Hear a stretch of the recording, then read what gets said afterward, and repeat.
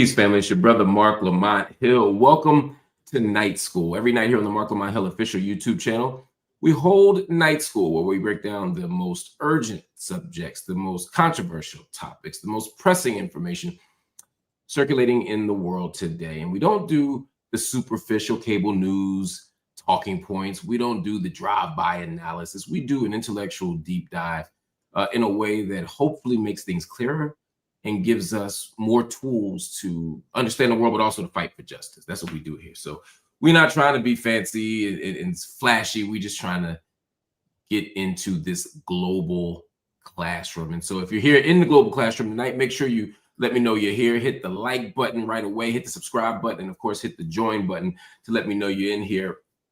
Also, everybody, we are a global classroom, and we spread the word internationally about the work that we do. So share this video, share this link with a friend, with a group chat, with a social media community, wherever you are. Invite as many people into the classroom tonight as possible. You need to be a subscriber if you want to comment. And if you do comment, y'all know the rules, y'all. We are a respectful civil space where we engage one another with dignity, even when we disagree, because we're not always going to agree, but you can do it without using hate speech, abusive language, harmful language, dehumanizing language.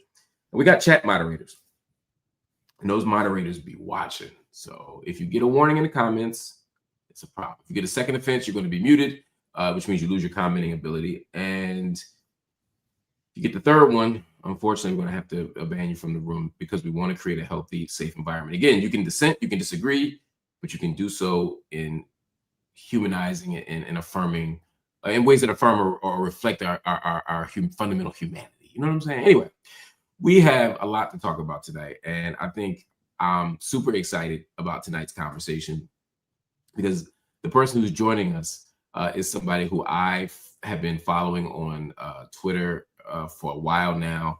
I've been listening to her analysis, her critiques. I've taken her thinking and her commitment to deep analysis. I've taken it to heart. I've owned some of the critiques she had, not of me personally necessarily, but of the idea that I might share. I've borrowed from her, of course, and cited appropriately. We're all scholars here. And I have I've been sort of I don't know if admiring is the right word, but I've certainly been in awe of how so many Palestinians and Palestinian Americans here in the United States have navigated the last year of genocide, of just recklessness and cruelty by this nation. And my guest has been courageous. She's been powerful. She's been vocal. She's been unyielding. And I'm grateful for her presence here. Everybody, I feel like I need a drum roll now because I was so dramatic in the intro. But everybody, this is Talib El-Sabawi, who is a scholar, a critic, a researcher, an attorney. She's so many things. You're who I want to be when I grow up, Talib. Welcome to. That means a lot. Thank you coming for me. That really does. Thank you. So you are. Before we get into some of the stories of today, and I have a million questions for you, just so people sort of know who you are. You are a JD PhD. First of all, what makes somebody want that level of punishment? Oh, being Palestinian for sure. I mean, no, I always wanted to, well, not always. I guess I'm the oldest, first generation American, didn't really know how to navigate undergraduate school. And I kind of did what a lot of first generation folks do, and found somebody that was doing something that I liked. And fortunately, mine happened to be a JD PhD. So I was doing research when I was at USC for undergrad for a professor that had a PhD in psychology and a JD. And though I didn't do psychology, I do mental health and addiction policy work now. My PhD is in public health. I got the JD as well. So it wasn't the straight path I expected it to be, because I patterned my path off a white male, and I am not that. But I'm still here. For sure. I made it. I made it. So that's the important part. What, there's a particular sort of expectation sometimes. I can speak as a Black scholar that my research has to be about Black people, that's going to be on Black people, they may even be in Black studies. What did it mean for you as a Palestinian to enter a domain that wasn't Middle Eastern studies, that wasn't history, that wasn't something directly connected in your professional life to the Palestinian struggle? Yeah, I think it was a bit of trauma avoidance as part of it. I think that both trauma avoidance and fear. I think that I felt that I wouldn't get a job, frankly, if I was a Palestinian doing research on Palestinian issues, and then additionally, part of it was trauma avoidance at some point, because there's so much intergenerational trauma. My grandparents were in the Nakba. My parents were displaced. My grandparents. A lot of my family has been displaced multiple times, even before this year. So, and I had been to Gaza myself when I was a kid, and that left a very a deep impression. Going through all the blockades and going through the different borders and so forth. So I think at some point I would read for just my own knowledge, and I have a whole shelf of books that I would purchase and read, but I just couldn't engage in the intellectual process because I needed some space. Right. And so you pick something nice, warm and fuzzy, like addiction and and other public health crises. %. I am, and I work with people who use drugs, people who are houseless. So very much people that have been completely disenfranchised, and people that aren't listened to and given voices.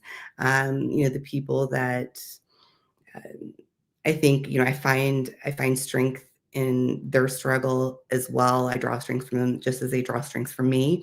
And I think that's probably why I gravitated towards that space, because that's how I felt, right? Not listened to, ignored.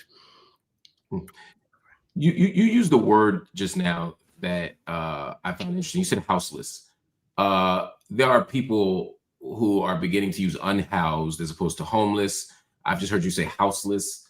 What's the benefit? What do we get analytically, politically, et cetera, from ethically, perhaps, from using words like houseless and unhoused as opposed to homeless?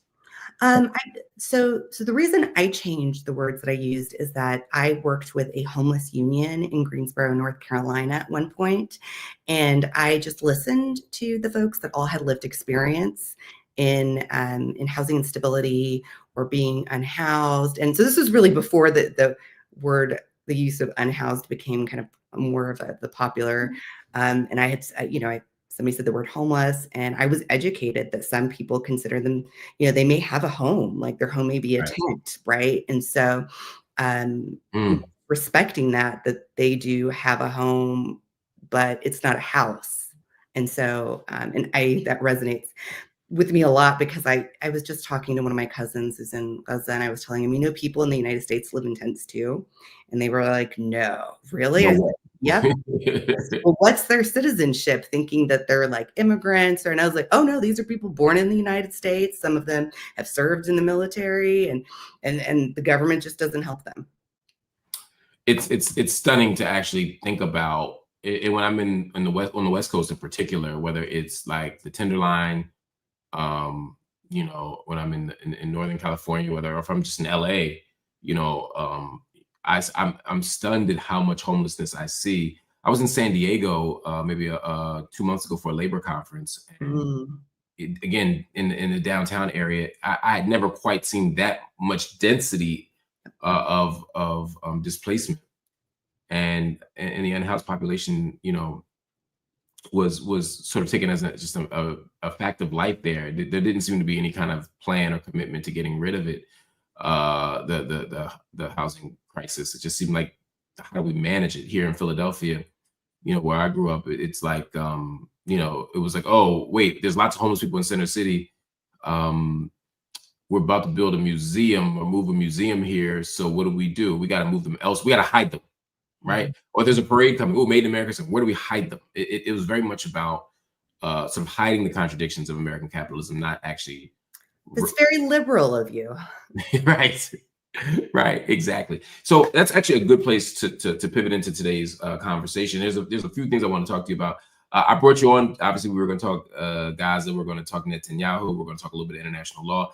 But there's been a domestic policy issue that you know everything. You know about it, a little bit about everything. So I'm excited to talk to you about, and that is Donald Trump. Donald Trump. For those that don't know, in fact, let me pull this up. Donald Trump now has his first failed cabinet choice. Confirmation process hasn't even started, but Matt Gaetz has already withdrawn as Trump's attorney general nominee. Of course, Gaetz was facing opposition from Senate Republicans over allegations that he had sex with a minor on at least 2 occasions. He was the target of a 3-year FBI investigation into possible sex trafficking violations. And according to the New York Times, the feds traced payments from Gaetz to multiple women and found some had been transported across state lines. It's not clear at all why he was never charged. In addition, Gaetz was also the subject of an ethics committee investigation into those allegations. And after he was nominated for, I'm going to say it very slowly, Attorney General, Gaetz quickly retired from Congress, which he understood would effectively end the probe by the House of Representatives. So now it seems, as of now, and things get weird, but it seems as of now, he is a man without a job. He's no longer going to be the Attorney General, and he's formally resigned. There's a special election coming up in a couple of months for his job. I don't know if they can work around the resignation. I don't know how formal or official it was, or whether he'll run for the special seat and get it right back again. I don't know. But what I do know is that Gaetz said he didn't want to be a distraction. Mm-hmm. He wrote, quote, "There is no time to waste on a needlessly protracted Washington scuffle. Thus, I will be withdrawing my name from consideration to serve as Attorney General. Trump's DOJ must be in place and ready on day one." It's impossible to guess who's going to replace him. I think you already proposed someone. Did I miss that? Who's the new just like 15 or 20 minutes ago? Yeah. Okay. Just reading it. I was trying to get a feel for the person. The individual is, I think, the former Florida AG. Oh God! Oh, Pat Bundy. Yes. Pat Bundy. Yes. I saw the headline as I was preparing for the show, but I didn't read it. She is a get tough, hard on criminal, make the Florida streets safe kind of person. She's worked a lot against drug trafficking. She says that she's sort of deeply committed to ending fentanyl overdoses. And so she's going to be all over drug abuse and opioid abuse in particular. She's going to be tough. So there's a million things I want to ask you about. I want to talk about her first, but I guess first, not very little that Donald Trump does surprises me. And frankly, if Kamala Harris had won, I would have been equally unsurprised by her choices. But choosing somebody who is credibly accused and under investigation for sex offenses as the Attorney General right now seems not just like it's brazen. It's what would make one do something like that, even strategically, tactically? So I have a couple theories. I have a little political science background. I have a doctoral cognitive political science, so I peruse. But so I have some theories. I'm not sure, but I don't know if you saw that Trump hired his own private investigative firm to vet his candidates. Yeah. So I suspect, and him doing that, I think, was interesting because, well, we know why. He doesn't trust the FBI, but at the same time, that meant that if that firm produces the report, right, then Trump would be more likely to believe it, right? Because it's somebody he hired. I suspect that they produced a report on Gaetz. And that's the reason that he stepped aside. That this didn't, and then the second thing is, I think Trump is being, or whoever's advising Trump or whoever's pulling the strings in the background, right? I think Trump is trying to pick loyalists, and that is the number one criteria, and to give them to seem as if he honored his deal, right? Like, I made a deal with you, you gave me this, I'm giving you, it's very transactional, right? And then, but I think he knows that his number one pick is not going, so that's why I think he put them first.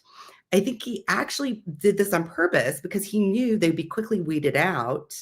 And I think his real pick is actually number 2 or number 3.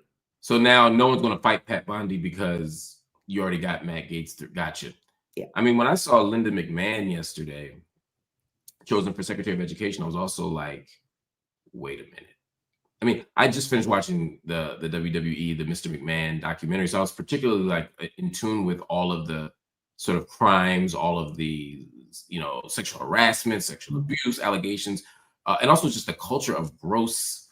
I mean, just it's disgusting, even beyond what's legal and illegal. Just the grossness of it all has been stunning in the WWE. And obviously, like you said, they're loyalists of Trump, and they've had a long-standing relationship. So it's not surprising.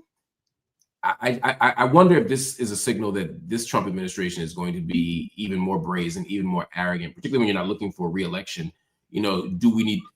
Might we see things get even worse than we may have expected before? Yeah, I think he's going to be more uncontrollable and just in different ways, because not beholden to the party as much. Right? He is more about what he wants, and he doesn't need to be reelected. So he doesn't need to care more about as much about party conventions, which is why he's getting to name these outlandish picks at this point, especially since it's so early.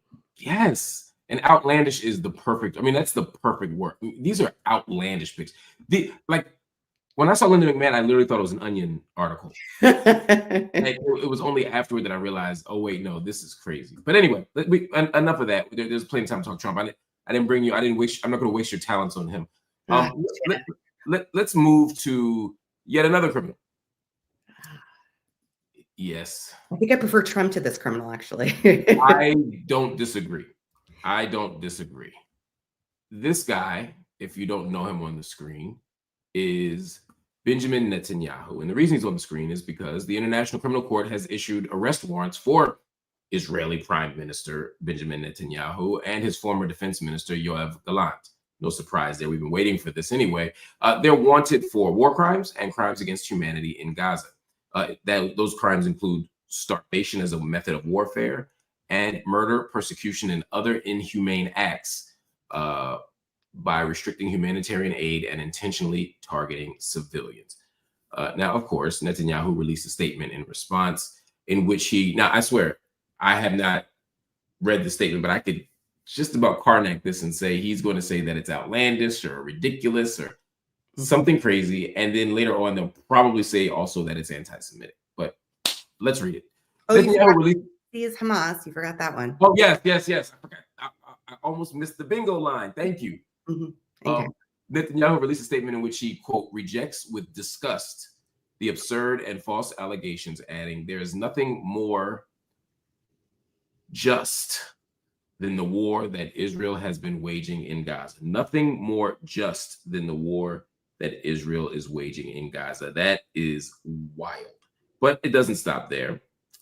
He says, the ICC is setting, quote, a dangerous precedent against the right to self-defense and moral warfare and encourages murderous terrorism. There's the word you're looking for, but it's not done yet. Then the Prime Minister of Israel tweets, the anti-Semitic decision of the International Criminal Court is a modern Dreyfus trial. Y'all don't know, look up the Dreyfus affair in France and will end the same way. Israel utterly rejects the false and absurd charges of the International Criminal Court, a biased and discriminatory political body. I definitely think we won the bingo game. Yep. Talk to me about this. First, what does it mean for the ICC to issue an arrest warrant for Benjamin Netanyahu and Yoav Gallant? That's a good question. Are we talking about symbolically? Are we talking? I want to go through all the levels of it because I think we're probably simpatico on this. So yeah. I mean, I don't. I sent the link to one of my cousins when it happened, and his answer was, "It's too late," and I was like, Mm. I think that it's an important step. It should have been done months ago. I don't, you know, I don't want to say that it feels like there is justice. It feels like the bare minimum. I don't know that he's ever going to get arrested. Not for this. Yep. Yep. Not for this. Unless it goes to Dearborn, apparently. Yes. It's fascinating to watch this play out. I think I don't think it's as useless as some people in my comments here have said. Mhm. I don't think it's a total waste of time. I think there have to be efforts at accountability, and I Mhm. think that the most powerful aspect of the ICC issuing an arrest warrant, or even the ICJ, starting its proceedings a year ago, is there's a pedagogical value to it. I think for the broader public, I think Yeah. I think people who don't there are people who are saying, well, if Israel's committing war crimes, how come nobody's blah blah blah blah blah? And when you have these international bodies saying, hey, here's what a genocide is, here's what a crime against humanity is, here's why it's illegal, it's going to at least make the moderate, or the person who's unconvinced, or the person who's taken all the husband in, both from the Israeli state itself or from American news, which there ain't no difference. I Actually think, worse, I think. right. Really, yeah. Do you think they might be persuaded by this, or am I being too optimistic? Well, I do think it'll at least make the news, okay, which is in and of itself something, I think. But that's so much simpler, yes. Yeah, it will make the news, it will make headlines, and it'll be on, so the folks only watch CNN or MSNBC or read the New York Times and the Washington Post will see it. I think that it's, from a procedural standpoint or from a legal standpoint, of course, it's important to have whatever, it's not necessarily precedential, but at least it's there, right? It is something that can be referred to. I think, and to the extent that we were trying to preserve any semblance of legitimacy of the international courts was important. I mean, that's where I kind of feel like they should have gone harder, faster. So, because I think at this point, there's just so much, the damage has been done to the international court system. And you can argue that it's been done before, before this started. It was Bush, in Iraq, and that really let us. But yeah, I think, like I said, it's important. It matters, but at the same time, it's lost a lot of its meaning. Yeah, I have somebody writing in right now who's saying, provide some perspective on why you think Netanyahu would not be arrested. Well, Putin has been arrested. Isn't there an arrest warrant out for Putin? Yeah. Yeah, it's. I mean, the countries have been issuing their statements about whether or not they're going to arrest. Obviously, Israel is not going to arrest Netanyahu. The United States has said, of course, will not arrest Netanyahu. And I think France said they were thinking about it or something to that effect. So I mean, he has to go somewhere in the country that's willing to enforce it and arrest him. Now he is brazen enough that he might go to a European country. I don't see it. Yeah. Putin went to one country. Was it South Africa? He went somewhere where they were kind of like, you might want to get back on that plane, bro. Like, he got out of there quick. But in general, a head of state or anyone with an arrest warrant isn't going to show up in a country where they're going to be arrested. You have to have a pretty high level of confidence. And he knows that the UK is not going to arrest him. He knows that France isn't going to arrest him. He knows that the United States isn't going to arrest him, or Canada, or, I mean, you're going down the list. In the places where he would likely be arrested, he ain't going. Yeah. Yeah. And not just because he won't be arrested, he probably wouldn't be going there anyway. Yeah. Yeah. So yeah, I think that's right. So then the question that I have for you, in addition to sort of the effectiveness of the symbolism of this arrest warrant, or the functionality of it is first, is there any practical value to it, right? We take symbolism aside, we take it makes the news cycle, it educates people, it reminds people that Israel is actually an apartheid state, that Israel's actually committing war crimes. All that's cool. Is there any chance that this will matter materially for our lives?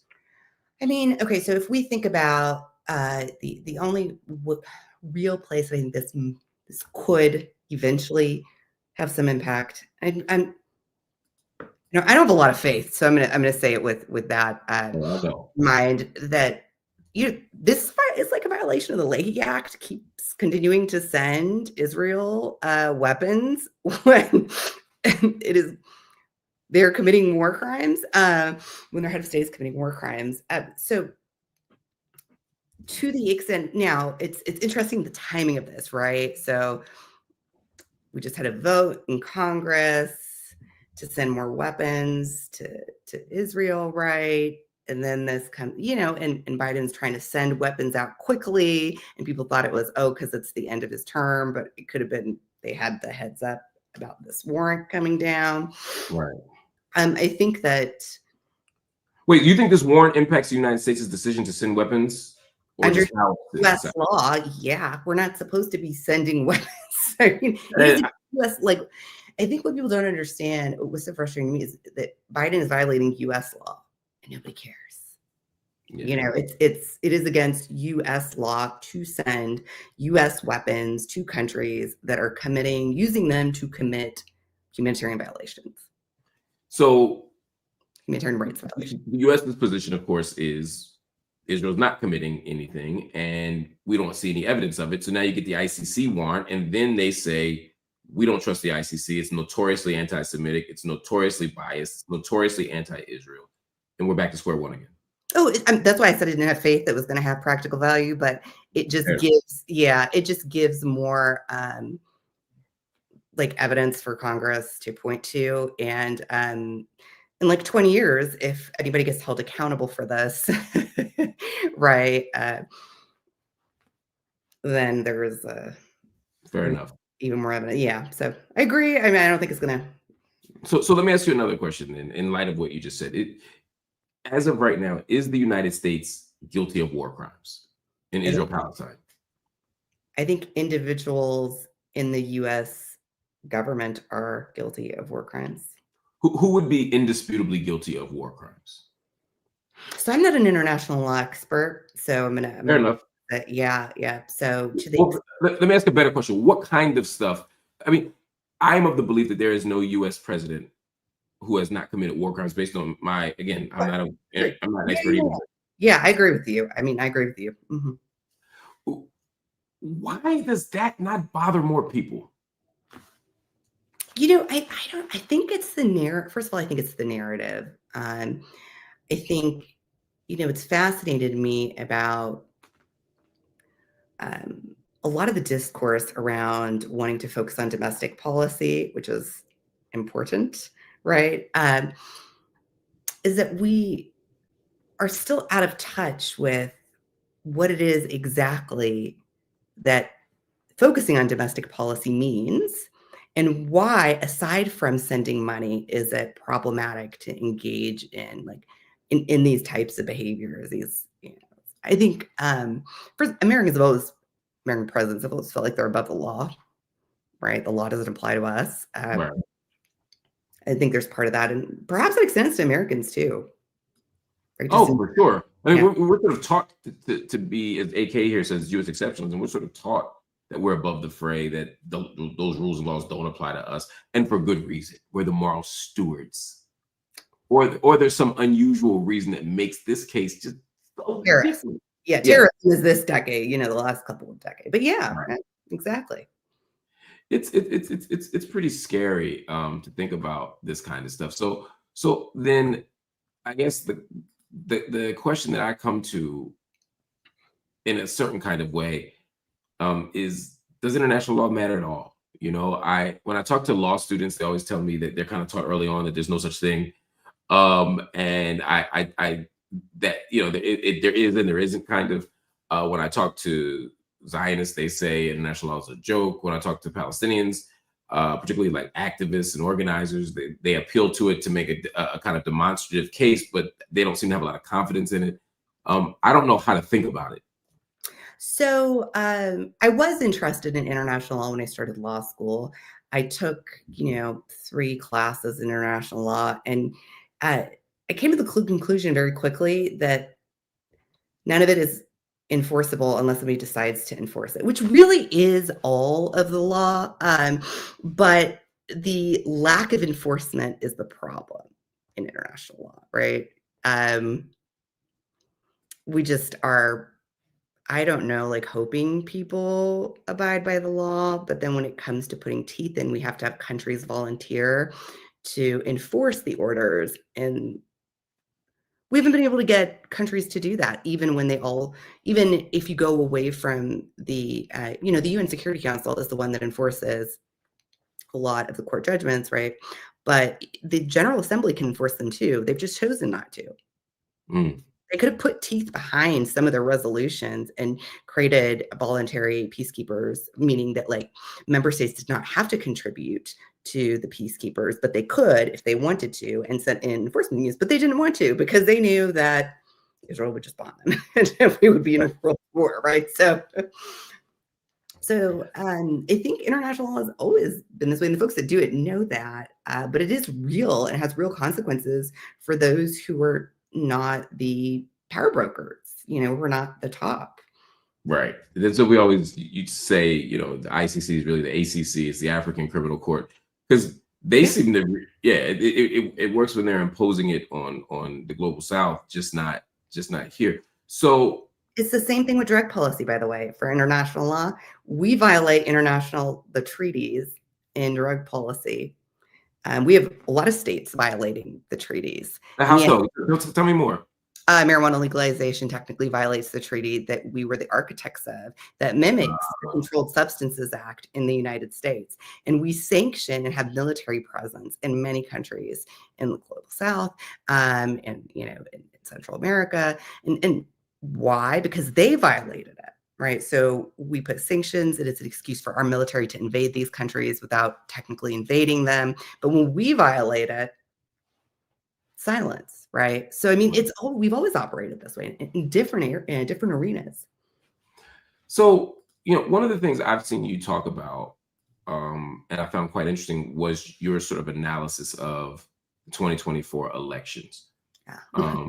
And part of what I'm thinking about is this tension. It's a tension I've openly wrestled with during the election, between sort of holding Democrats accountable for genocide and for just generally being garbage, to use a technical term, and being legitimately concerned about a Trump presidency, so much so that you're willing to fight to do anything to avoid it, to keep him out, right? So it's like, what do you do there? So I understand. Well, let me start with a fundamental question about that. For you, was Kamala Harris a better choice than Donald Trump? It depends on the issue, right? So it depends on some issues. She may have been less damaging than Trump in the short term. I don't, it's hard to tell at this point, because I guess it depends on your end goal and outcome. If it's massive system change, people in the United States I've had folks tell me explicitly that the ones that particularly panicked after Trump was elected, because they don't watch the news because it damages their mental health, right? And it's like, so we've been moving along this trajectory, and Democrats have colluded with Republicans to create institutional structures to enable, right? I mean, from Patriot Act forward, like we just reinstated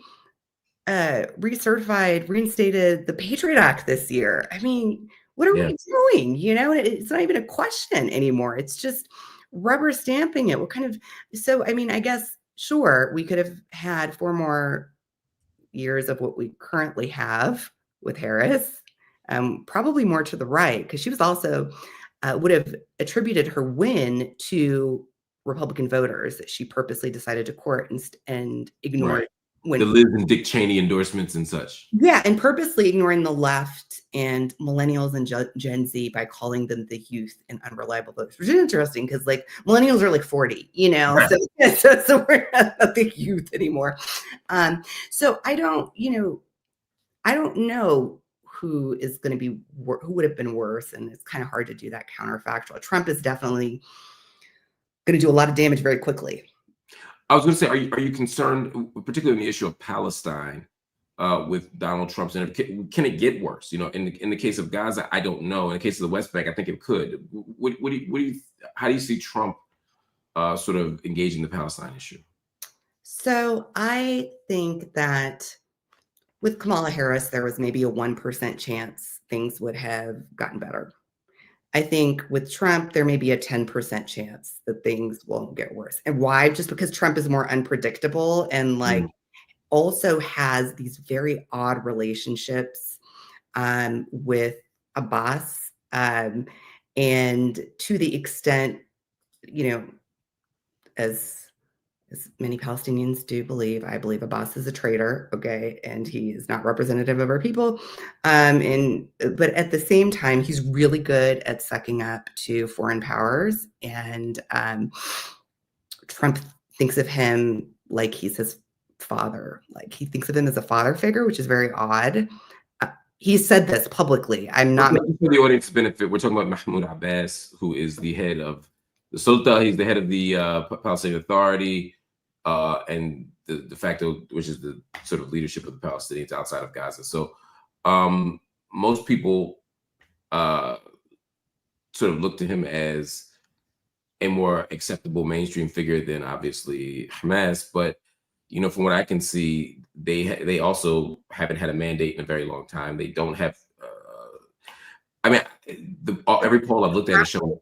The PA collaborates with Israel and will arrest, their security forces will arrest their own citizens in the West Bank and turn them over for torture in Israeli camps. So I mean, Abbas is largely seen as, even amongst the party that he is still affiliated with, is seen as a traitor, right? But doesn't mean he can't be useful to us, right? For some reason, Trump I mean, who would say I'm going to go visit Trump, right, in a social media post and then post a letter from a boss with a handwritten note to him saying everything's going to be fine? I mean, it definitely would not have been Harris, right? Like there's, yeah. So I mean, that's why I'm saying there's a 10%. It's not a great chance, right? But I think 10 is generous, but I get where you're going with it. I think that I'm inclined to go with the last presidency as a kind of marker and say, he cut UNRWA. And then Biden completely defunded it. So I mean, no, they both did the same thing. I think defunded it completely. I mean, so did Trump, but I think with Biden there was at least the pretext of UNRWA is being taken over by the terrorists, and so it felt like a temporary measure. But I'm not defending the Biden one. I think they're both awful. That's what I'm saying. It's not that I think Trump's. It seems to me that I have no reason to believe Trump will be better. I think the safe money is that they'll be the same, and the real safe money might be that Trump will be slightly worse. But I can't think of, just based on history, I don't see any reason to think he'd be better. Well, I just think he's unpredictable and that there are factors in play that might make him want to quiet down what is going on, that he just doesn't have the patience for a war. It distracts from what he wants to focus on. Genocide is messy. He's not, he's more of the get it done quickly and be done with it. Why are we still talking about this? Why are we still in it? Like I said, I don't think. Yeah, he definitely was like, finish the job. Yeah, that's exactly what I would predict that he would say, to be honest. And honestly, people in Palestine are like, we'd really rather like do whatever you're going to do and just get it over with torturous as it's taking so long. My fear is that the getting over with could mean more, large scale death even faster. And again, I don't know. Yeah, at least a quarter of Gaza's population is probably gone. That's what I'm saying. Like, I don't want to see any more. I don't know what finish a job means when you're a genocidal nation, you know. Mm. But either way, I think it's clear that the U.S. is not going to be an agent of peace or order here. It's just a question um, of sort of what the intervention looks like. You were very critical during your the last few months of the language of harm reduction to talk about Yeah. Democrats. And I found that conversation incredibly interesting and incredibly compelling. And you persuaded me to not use that language, although Glad. yeah. So, Thank so, so, so, from all of us in the harm reduction movement, thank you for not, co-opting language that people use and have literally, people die and go to jail for engaging in harm reduction work. so just for context, again, for the audience's sake, there were, during the 2024 presidential cycle, there were people who were arguing that voting for Democrats was an example of harm reduction. That look, they're both awful, but I can reduce harm by choosing Democrats over Republicans. It seems somewhat unproblematic language at the level of argumentation. I'm not talking whether you agree with the claim or not, but just the level of argumentation. But then you come on the scene, you enter the chat, and you said, "Wait a minute, y'all. Harm reduction is not acceptable language to use." Break it down for why. Okay, so let me just back up a little bit and say the Biden administration was the first administration to use the term harm reduction in their national drug control policy. So we know that they are aware of what harm reduction is. And they've been the first to try to integrate harm reduction principles into the administration. So it's very unlikely that they just came up with the term just by happenstance. The term harm reduction represents a movement that was started by people who actively use drugs, and it was to take back power because they had been completely disregarded. It's based on principles that are not only about reducing harms caused by drug use, but also about insisting that all policies are not, nothing about us without us is one of the major principles of harm reduction. It's really about dignity and respecting every human being as being worthwhile because they're human, right? And so it was completely like this was a grassroots movement that was developed because of the prohibition on drugs. And it was to save people who the government is letting die or is actively killing. People go to jail for engaging in practices such as giving unused syringes to people who are using drugs so that they don't get infectious disease, for giving them overdose reversal medication, for reversing overdoses and not calling the police, right?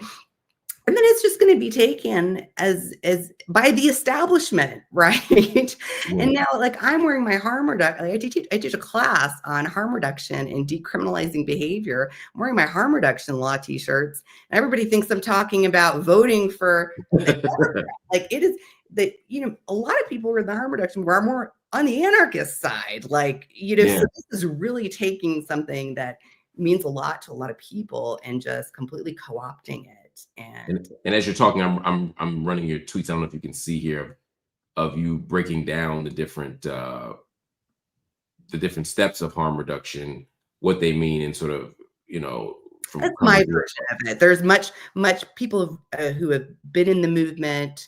I encourage people to look at the International Drug Users Union, who've done a oral history now. So you could actually go back to the junkie bonds in the Netherlands and see where it all started.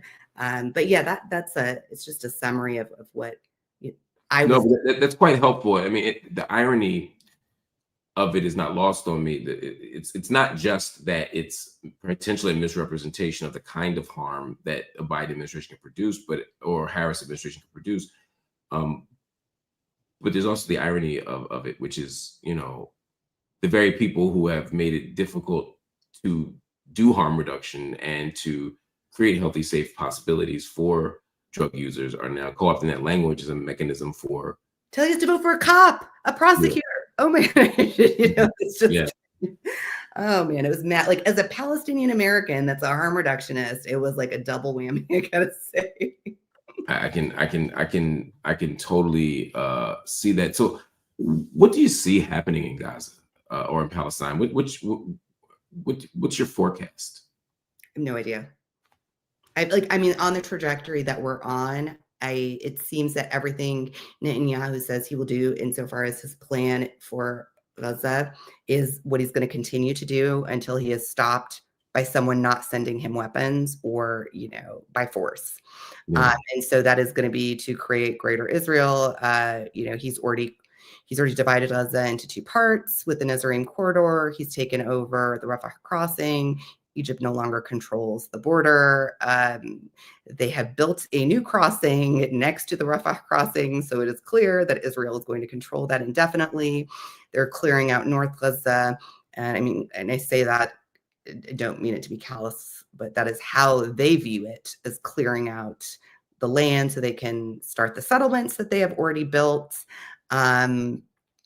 They're trying to create a buffer zone. They've been creating a buffer zone, pushing people into smaller and smaller parts. They're going to continue their military occupation. People are like, oh, they're going to annex the West Bank next. Like, they've already annexed the largest part of the West Bank this year in history. I mean, like, what do you think they've been doing? In the midst of the so-called war, right? We saw the annexation of the West. I mean, that's part of my fear in general, is that we're just kind of standing pat in many ways while this awful thing is happening. And because the urgency is so considerable on the crisis side of things in Gaza, the genocide is making all of our attention and all of our resources sufficiently dedicated to that thing. It's like, what does that mean if I'm in East Jerusalem? What does that mean if I'm in the West Bank? What does that mean? God forbid I'm in 48 and I'm a Palestinian who actually just catching hell. You ain't got no right to complain right now in the minds of many because of this awful thing that's happening in Gaza. And then you get to Lebanon, as we talked about last night in great detail. Yeah. There's just not a lot of options. And so when you think about the future of it, or even before I get to the future of Gaza, your family, your friends, you have people still there. How are they managing? How are they dealing? What's going on? How are you? One day at a time is what I keep telling myself. I don't know how I've been able. I think it's pretty much you hit it on the head, right? I don't get to complain. I have air conditioning and a roof over my head, so I think I keep going because I can keep going physically and mentally. My relatives are not fine. There's no food. There's no, they're not okay. I check on them as much as I can. There's no guarantee they will make it. The level of despair, hopelessness, I'll say this. I was recently, after 11 months of working on this, was able to help with an evacuation. They got two of my cousin's kids out that had a disability, that a medical disease that they can't metabolize protein. They they haven't had their medicine in 11 months, right? We were finally able to get them out, and there was such an overwhelming response at the airport for, just so many people came out and were crying and were just hugging them. And then my cousin was able to come out with them, and he told me, if only the people inside Gaza knew how much the world, like, they were shocked, right? They were like, if only they knew how much the world actually does care about the Palestinian, Gaza, the people in Gaza. Because we really, when we were in there, felt like everybody has forgotten about us and we're completely abandoned and the world hates us. There's every reason to believe that, given the response. There's no reason to believe that you're not despised when the world is watching this genocide play out. Like, nobody's going to be okay for a long time. It's just so much. like the things I hear every single day, the things that are normalized at this point, it's just, it doesn't even make it onto social media and the news, it's just. Yeah. What do you see as a pathway forward? I know some people want elections, some people want to see a regime change, some people want to see well, The killing stop. I mean, like at this point, a lot of us has much lower standards. Stop right. slaughtering the women, children, infants. Stop starving people. I mean, yeah, we all have hopes for a future, as a future Palestine. And I think the key is centering the voices of people that are there. Even as somebody who's a Palestinian American, I was born in the diaspora. My dad was born in a tent in Gaza, but I was not, and so I think it's not even my voice that needs to be centered. To be honest, it's the people who are living there. They should have the sovereignty to choose the type of government. Yeah. One last thing before you go, I wanted to ask you just a little bit about the United States and your actual work. Um, one of the big crises that we're dealing with and have been dealing with for decades is the crisis of mass incarceration. And I don't even, in my work, I don't talk about, I talk about mass incarceration of the vulnerable, right? Because everybody's not getting incarcerated. That's directly connected to these public health issues. They're directly connected to these issues around addiction and these questions around drugs more broadly, even outside the context of addiction. What kind of policy do we need to disconnect addiction from criminality and carcerality and all the things that are bolstering this wicked system? That's a great question. This I have more of an answer to than solving than piecing. You give a great answer anyway, but this is great. Yeah. Oh, no, so so what we need to do, the prohibitionist mindset in the United States, right? The temperance language, this belief that the drug is evil, that those who use it are evil or dirty, or that has persisted for centuries in this country. And I'm not naive to think that any type of anti-stigma training or anything like that's going to make it go away overnight, right? But I think what we need to do really is decrease the demand for drugs. Decrease the demand For drugs, right? Okay. So first day class, night school, right? Why do people use drugs? And the answers will be manifold. I mean, I would say largely mental health, self-medication type stuff. Deal with trauma. Deal with untreated trauma is probably what I would say. Yeah, that's a huge portion of it. It's for whatever reason people use drugs. I mean, even like you drink caffeine, caffeine's a drug. Coffee. Oh, yeah. Coffee was almost banned in some countries when it was first introduced because it was, made people jittery. But we drink coffee or we use drugs to change alter our mental state. Yeah. Right? And for the drugs that have more of an impact on our brains, some people do it to escape their reality. So then you got to ask, what is it about their reality that is so painful or so terrible that people need to escape? Some people are saying, yeah, people use drugs to feel good. That's true, right? We can have recreational drug use, and unlike popular belief, if you use a drug like heroin once, you don't automatically become addicted just because you used it once, right? There are people that can use drugs recreationally. That's Carl Hart's argument, right? That we sort of, I know you know this, that we sort of we overstate the level of addictiveness of drugs, and we sort of frame every drug interaction as one of no self-control, extraordinary harm, no foresight, etc. And Carl's a friend, and I've read his work, and I take it quite seriously, and I don't disagree with him or you in that regard per se. I think what I've tried to figure out as an abolitionist is how we can sort of not just the the weed and I mean, that shit's easy, right? Yeah. But something like heroin, what do I do with heroin? Where it's not instantly addictive, but it's hella close. No, it's not. I mean, it depends. First of all, it depends on how you metabolize the drug. So for some people, yes, it will be if they metabolize the drug in certain ways. If they have a predisposition to an addiction, then yes, it's just like with alcohol addiction. You know, people can they got to know themselves, right? Mhm. And you know, in those particular instances, yeah, drug avoidance is probably a good idea, or having a different. So there's always going to be that subset of folks. That's not a large majority of folks. I think, like you can look at, for example, cocaine use, right? Cocaine's often recreationally used. Yes, cocaine I get. Yeah, yeah.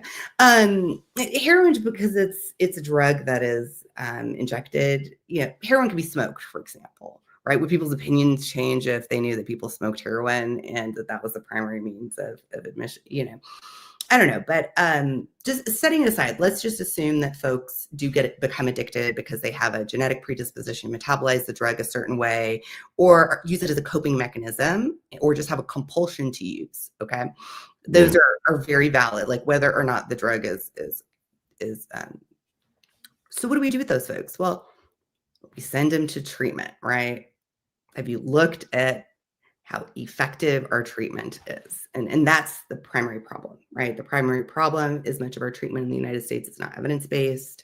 It sets people up for failure, and it sets people up for death when the drug supply changes as quickly as it does. For sure. So what is the solution then? It's to give people a safe supply. If we're trying to prevent overdose deaths, then a safe supply prevents overdose deaths, prevents many overdose deaths. So safe supply means what? Is that the harm reduction? Is that the are we talking about like safe injection sites? Or are we talking about No, we're talking about what was done in Canada and British Columbia during the coronavirus pandemic, which is a safe supply, right? It is if you have an addiction to, we know the drug supply is tainted, or not tainted, but it's changing so quickly because actually the market is trying to avoid law enforcement detection. That's why it's changing so quickly. But we don't want people to die because people who are dead cannot recover. right? So what we do is we send them to a doctor, and because we don't have treatment for like stimulant addiction, for example, necessarily, that is not the stimulant, we prescribe them the stimulant. We put them on a dose. So let me explain first that people who are addicted to a drug and have been using it for a long time are not getting a high when they use the drug. They're using the drug to avoid withdrawal side effects. Right. Okay. There are such things as heroin maintenance clinics that have existed since the early 1900s. They still exist in parts of Britain. And heroin maintenance clinics are exactly what they sound. You go in, you get heroin, you go to work. Okay. People are not high off the heroin. Why they develop a level of tolerance and they're able to function. Is this like a methadone treatment? It is for people. So this predated methadone treatment Okay. because it started in the 1910s, early 1900s, when doctors realized, oh, people were becoming addicted to morphine, becoming addicted to, and this new drug called heroin comes out.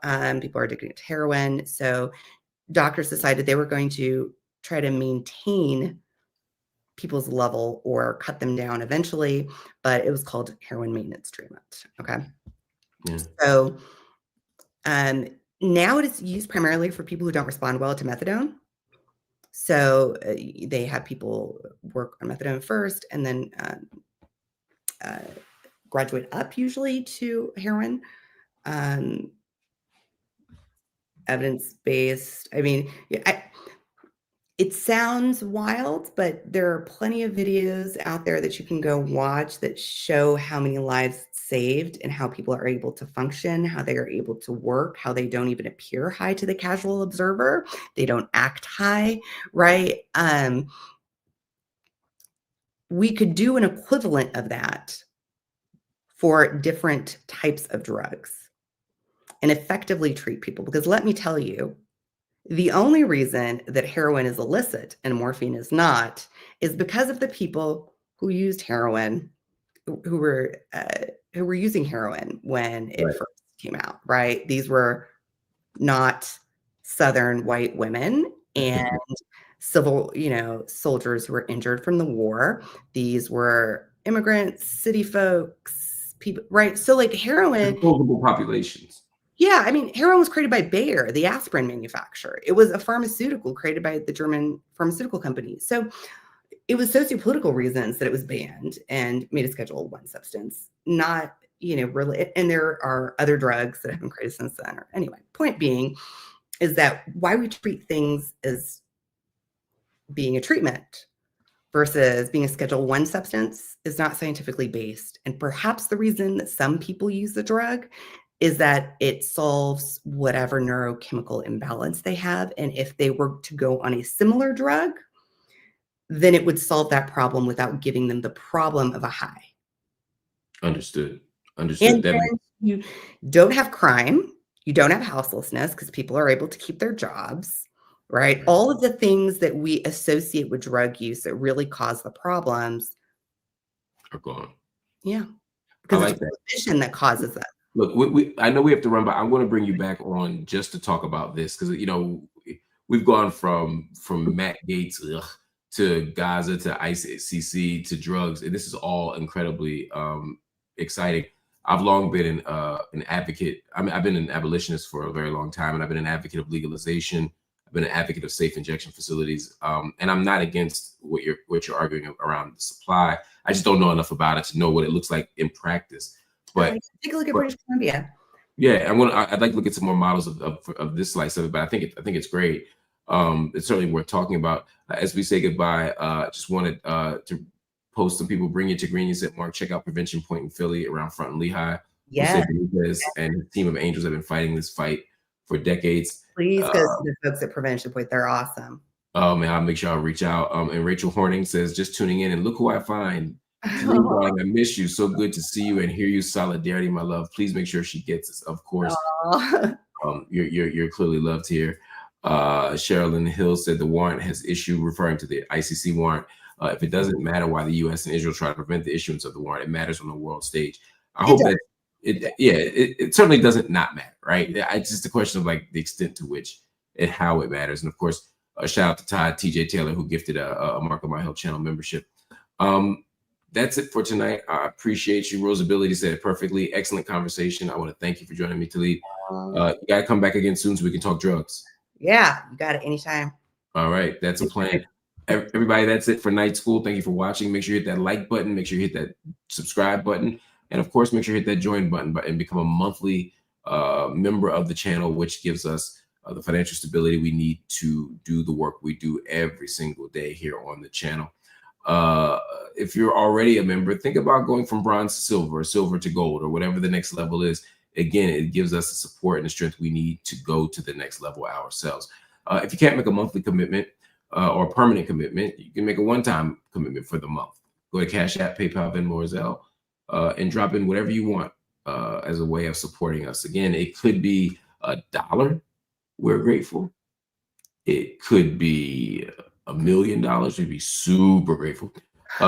Or anything in between from 1 to 1 million. But we're asking everybody right now, if they can, to drop $10 in. If everybody watching right now would drop $10 through Cash App, PayPal, Venmo, or Zelle, we would receive enough resources to meet our goals for the month. So consider it monthly tuition for night school, especially for y'all who come here every single night.